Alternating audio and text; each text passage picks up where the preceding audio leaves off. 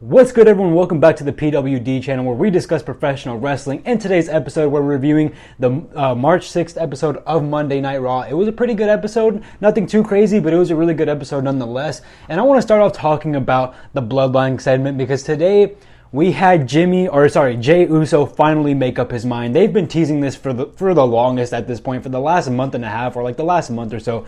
They've been teasing, who is Jey Uso going to choose? Is he going to pick Sami Zayn and side with Sami Zayn? Or is he going to choose his brother Jimmy? And I talked about this in a video a couple of weeks ago whenever I did the review, and I kind of talked about what do I think is going to happen? What's next? The last time I did Friday Night SmackDown, I think that was 2 episodes ago, and what I said happened. Jey chose Jimmy Uso. Of course, this comes to nobody's surprise, but the way that they did it was kind of crazy. So for those who don't know, for those who haven't watched the show did kick off with Kevin Owens versus Solo Sikoa. It was a pretty good match. Kevin Owens ended up winning the match. He won by disqualification because he was just about to pin Solo Sikoa, but Jimmy Uso came in, broke up the pin, got Solo disqualified. So the Bloodline ended up losing that match, the first match of the night. The Bloodline obviously had 2 matches tonight, but they did that. The Bloodline came out and actually started jumping on Kevin Owens, or they ended up jumping on Kevin Owens after the match. And then Sami Zayn comes out for the save on Kevin Owens. After that, we had a backstage segment between Kevin Owens and Sami Zayn. Kevin Owens basically said, again, like he said last time, leave me alone. I want nothing to do with this. I don't want to be your tag team partner. I don't want to fight the Bloodline together. I want to continue to fight them alone. So that happened. And then we went into the main event where it was Jimmy Uso versus Sami Zayn. Both of the Bloodline members, both of Solo Sikoa and Jimmy Uso, had their fights tonight versus KO and Sami. And in this one, the match went through a lot of commercial breaks, and honestly, the main focus wasn't even the match anyway. It was what happened after the match, which, yeah, there was too many commercial breaks. Solo Sikoa got thrown out for trying to hit the Samoan spike on Sami behind the ref's back, but towards the end of the match, Jey Uso actually came down to the ring, and he was rushing to the ring with purpose. You know how he always comes from the guard, not from the fans. He comes from the fans, like from where the Shield came. He came from there, just like he has been for the last few weeks. He was walking down. When we saw him last on SmackDown, when we last saw him make this entrance, he was very hesitant. This time he came to the ring with purpose. He was hyping up Jimmy, or at least I think you couldn't really tell who he was hyping up, but he was standing on the announcer's table. As soon as he came out, basically though, that actually ended up giving Sami Zayn the win. Sami Zayn rolled up Jimmy Uso just like that. It was an okay match. It wasn't really a match, and that wasn't the main purpose of the segment.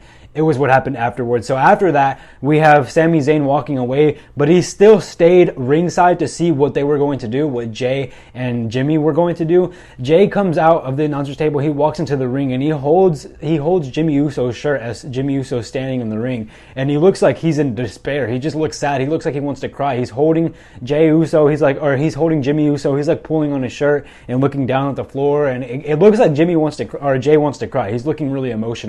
And then he walks away from Jimmy, goes outside the ring and goes to Sami Zayn and looks at him. He's like, I trust you. And they hug and reunite, and Sami Zayn's face, he's shocked, and the crowd goes crazy. The crowd pops hard for this. It was crazy. I didn't expect this to happen. I didn't expect them to do it this way. Once they hugged for a little bit though, and they started looking away, or they stopped hugging and they turned towards Jimmy Uso, I was like, damn it. Because they were standing side by side, just like we saw on NXT with Gigi Dolan recently. People who are standing, like when you're standing side by side with somebody in the wrestling business, it's a mistake. Whether you're Marty Jannetty and Shawn Michaels, whether you're Gigi Dolan and the other person, I forgot the other person's name to be honest, whether you're them two, whether you're Johnny Gargano and Tommaso Ciampa, if you're a professional wrestler, don't stand side by side with somebody, because as soon as they started doing that, I was like, well, Sami Zayn, you're about to get super kicked. I knew it. The two embraced and they looked towards the ring. Jey held up his one, Sami Zayn held up his one, and they both looked at Jimmy, and Sami was yelling at Jimmy saying, it's not too late. You could still join us. It's not too late. You don't have to be part of the sinking ship. And they're there. They're talking. They're staring at Jimmy, who's still in the ring. Jey and Sami both staring at him, holding up their wands. And then Jimmy backs off a little bit. And what happened? Yeah, I expected it. I saw this coming as soon as they stopped hugging. Jimmy super kicked Sami Zayn. It was predictable as ever, but it was still as heartbreaking as ever. I felt so bad for Sami, but Sammy, you should have seen this coming, for real. This was so predictable. But of course, Jey super kicked Sammy, or Jey super kicked Sammy, sorry. Jey's all in his face. He's like, you thought I was going to choose you. You thought I was going to choose you. And he was just screaming at Sammy. He was like, you're dumb. And Sammy's laid out flat. Of course, the Bloodline Solo comes out. All three of them are jumping on Sammy now. Cody comes out for the save, but it's official. Jey Uso has made his mind. He has chosen Jimmy Uso, which is he's chosen the Bloodline. It's what we expected to happen, and I think that pretty much writes it in like it makes it in ink. It's official now. We're most likely going to see Kevin Owens and Sami Zayn versus the Usos. Fine. I think they'll do a pretty good job with the story.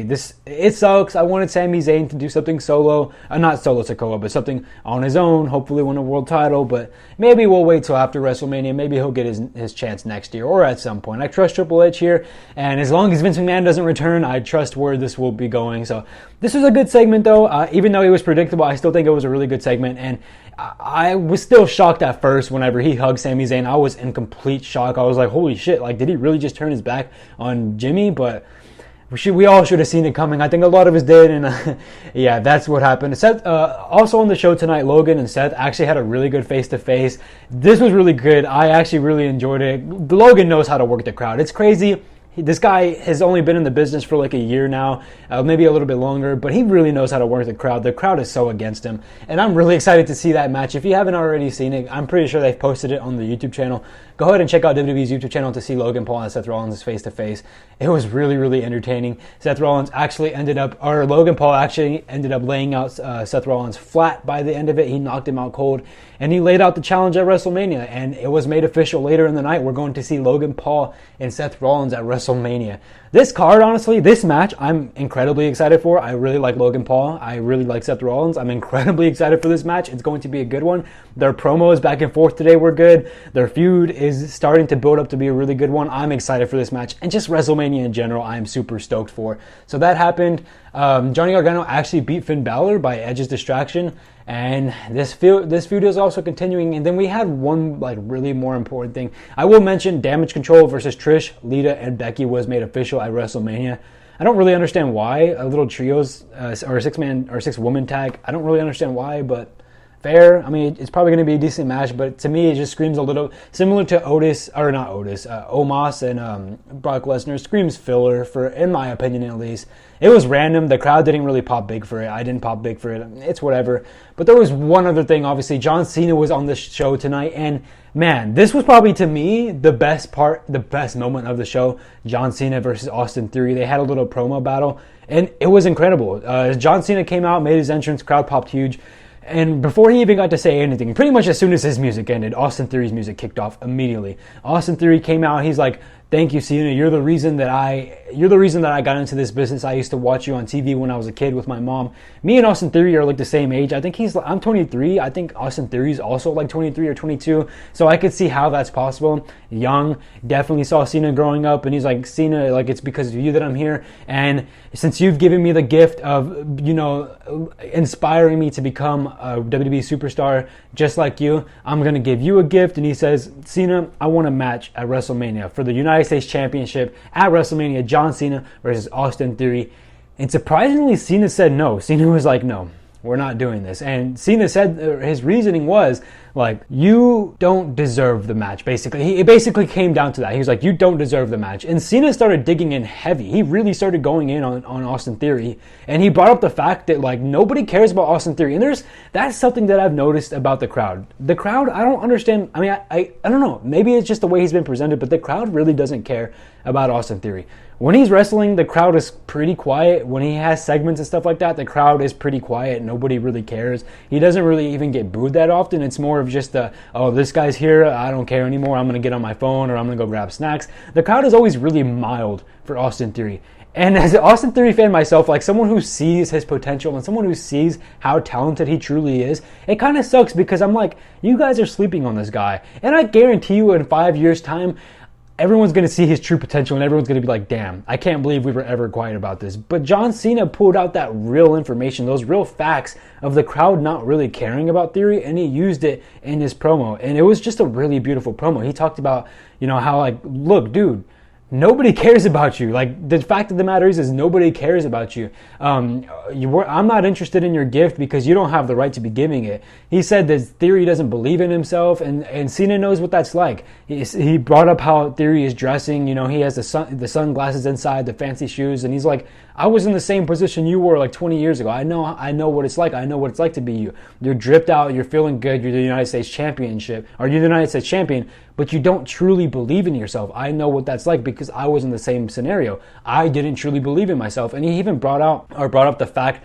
that somebody signed in the crowd basically said that Austin Theory is a bootleg John Cena. And he brought that up and he's like, dude, I know what it's like to be like you. You don't believe in yourself.